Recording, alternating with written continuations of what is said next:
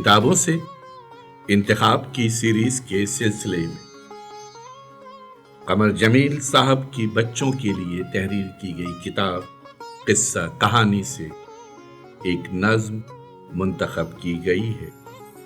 سماعت فرمائیے دریافت ڈیجیٹل پر قصہ کہانی سے ایک منتخب نظم، آواز و پیشکش ظفر جمیل۔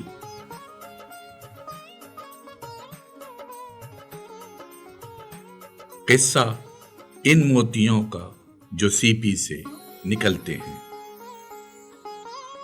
یہ سیپی جس میں موتی ہے، سمندر سے نکلتی ہے، کبھی دریا میں بہتی ہے، مگر جب رات آتی ہے تو وہ دریا سے اڑ کر آسمانوں میں پہنچتے ہیں، مگر سب یہ سمجھتے ہیں ستارے ہیں۔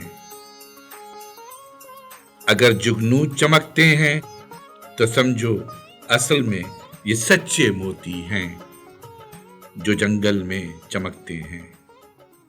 پسینہ بھی تو موتی ہے جو مزدوروں کے چہروں پر چمکتا ہے۔ ہمارے دانت بھی تو موتیوں جیسے چمکتے ہیں،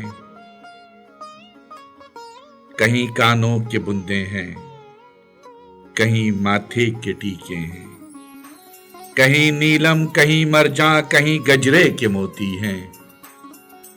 میاں اسلم یہ کہتے ہیں کہ میں یہ چاہتا ہوں موتیوں کے سارے زیور اپنی امی کے قدم میں ڈال کر کہہ دوں، موتیوں کے سارے زیور اپنی امی کے قدم میں ڈال کر کہہ دوں کہ یہ موتی نہیں ہیں، آسمانوں کے ستارے ہیں، کہ یہ موتی نہیں ہیں، آسمانوں کے ستارے ہیں۔